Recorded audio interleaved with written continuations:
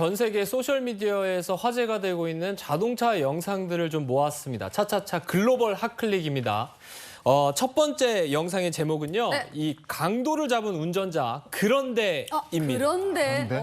이 우연히 길을 주행하다가 이 강도를 붙잡은 운전자가 있었습니다. 그런데 이 방법이 조금 다소 과격하다고 하는데요.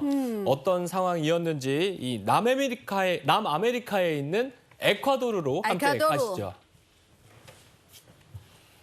자, 길을 걷던 한 여성이 저기 보입니다. 그런데 이 오토바이가 나타나더니 갑자기 여성의 가방을 훔치려고 달려듭니다. 훔쳤어. 바로 그때 이 상황을 목격한 운전자가 받아버리고 그대로 들이받습니다. 멋있어. 네, 이 오토바이를 힘겹게 일으키는데 다시 한번 저렇게 들이받습니다. 왜? 야, 결국 도둑은요, 이 깜짝 놀라가지고요. 오토바이 가방도 세우고 들여놓고 도망가는데 오토바이 이번에는 움직이네. 후진으로 쫓아갑니다. 어머. 저렇게 쫓아가면서 너무 위험하다. 이 도둑을 끝까지 쫓아갔다고. 와. 저렇게 이야. 후진으로 쫓아가는 거 쉽지 아. 않을 텐데 운전 실력이 대단하고. 아, 부인 아니었나? 아니었습니다. 오, 어머. 지나가던 행인이었던 것 같은데요. 네. 이후 현장으로 돌아온 이 트럭 운전자는요, 여성이 안전한지를 또 확인했다고 야. 하고요. 와. 다행히 이 피해자와 이 트럭 운전 모두 안전했다고 합니다. 그리고 이 도난당한 가방도 무사히 되찾을 수 있었습니다. 근데 야, 도둑을 잡긴 잡았는데 너무 이게 살짝 이게 도둑을 걱정을 해야 되나 싶은 게 이리 받치고 저리 받쳤는데 후진해가지고 끝까지 쫓아가서 차로 들이받은 거 아니에요? 예. 어떻게 저 도둑 걱정해야 되나요? 근데 어쨌든 이 영상이 누리꾼들 사이에서 화제가 됐겠네요. 당연하죠. 네, 그렇습니다. 이 에콰도르에 있는 SNS에 이 영상이 올라오면서 화제가 됐고요. 또 차량을 운전하는 남성에게는 영웅이라는 찬사가 쏟아졌습니다. 그렇죠. 그러자 이 운전자가 당시에 벌어졌던 이 사건에서 찌그러진 차 사진도 공개를 그러네. 하면서요. 피해 여성이 내 가족이었을 수도 있다 이런 생각이 들었다고 하고요. 또 네. 그리고 강도를 해치려고 한 것은 아니고 그저 이제 좀 교훈을 주고 싶었다 이렇게 말을 전했다고 합니다. 네, 뭐 어쨌든 도둑이 이번에 제대로 한번 혼쭐이 혼쭐 났고 났어요. 이런 경험을 하고 나서는 이제 다시는 아마 안 할 것 같은데 또 일각에서는 이게 조금 과도한 게 아니냐 이런 말들도 있다 그래요. 근데 저게 이제 다른 나라 상황인데 우리나라에서 저래도 만약에? 될까? 안 될 것 같아. 근데 나 우리나라에서 저래서 될까 싶은 생각이 들거든. 뭐 강도를 잡은 거는 참 잘한 건데 네. 그 잡는 방법, 강도가 너무 셌던 것 같아요.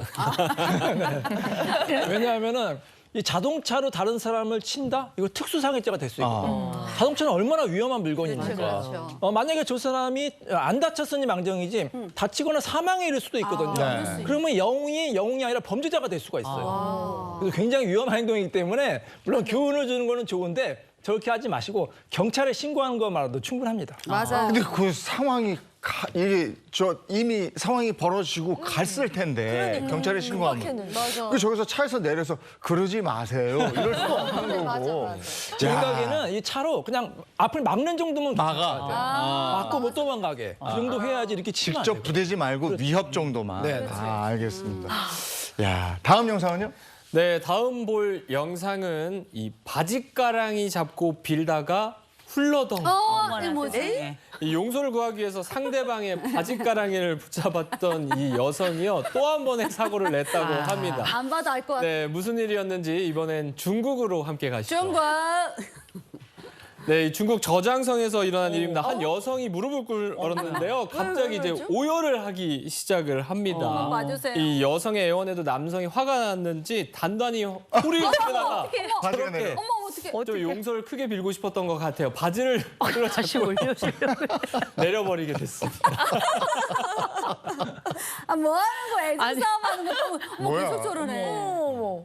왜 저러는 그러는 거예요? 애정 싸움을 커플이에요? 아, 이 정체가 궁금하실 텐데요. 네. 그렇진 않고요. 이 알고 보니까 스쿠터를 몰던 이 여성이 신호 위반을 하다가 이 차와 접촉 사고가 난 겁니다.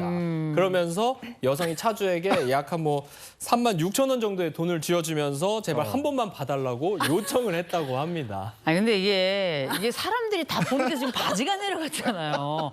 제가 볼 때 저거 합의 어렵습니다. 그렇습니다. 이 남성은요 절대 합의는 없다면서 끝내 여성을 경찰에 신고를 했습니다. 이 구경꾼들은요 차주가 끄떡도 않고 화를 내다가 속옷 차림으로 화내는 모습까지 보니까 웃음을 참지 못했고요.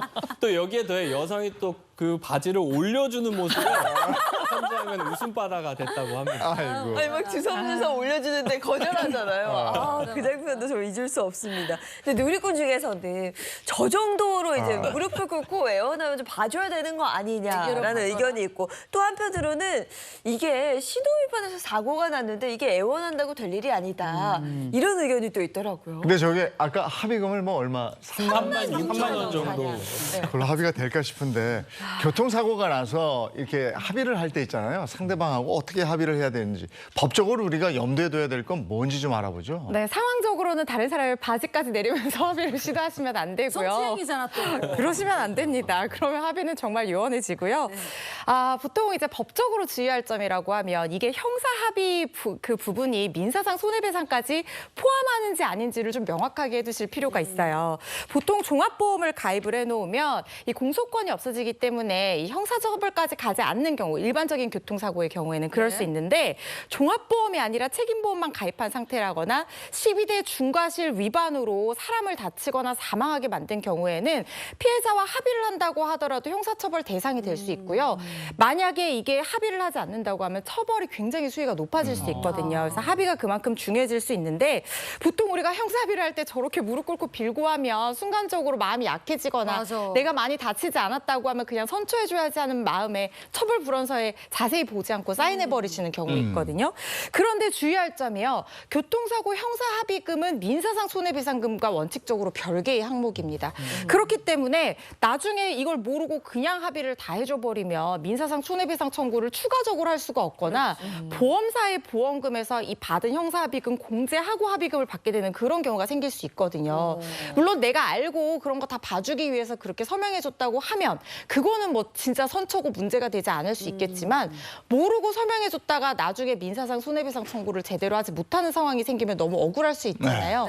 그래서 처벌불원서에 꼭 이 합의는 형사합의금이고 민사상 손해배상 부분을 제외한다는 내용을 명시를 해두시는 것이 좋습니다. 합의를 할 때도 이렇게 좀 알고 해야 돼요. 맞아요. 그러니까 우리가 일상생활 속에서 법의 테두리를 벗어나는 게 없어요. 그러니까. 법을 좀 평소에 알고 있어야 되고 그래서 저희가 이 코너를 여러분과 함께 하고 있습니다. 다음 영상은요. 네, 마지막으로 볼 영상의 제목은요. 이 보소 나도 달리고 싶소입니다. 네? 뭐가 나오나? 나도 다. 네, 도를 달리고 싶은 건 비단 인간만 아닐 텐데요. 이 한 운전자가 엄청난 존재감을 뿜어내는 이 동물을 차에 태웠다고 합니다. 어떤 사연인지 이제 미국으로 함께 가보시죠. 아메리카 미국. 자, 도로를 달리는 자동차입니다. 근데 보소 보이시나요? 소를 태웠나? 이 사람 대신 집채만한 소가 타 있습니다. 이 나선형뿔로 유명한 와투시 황소인데요.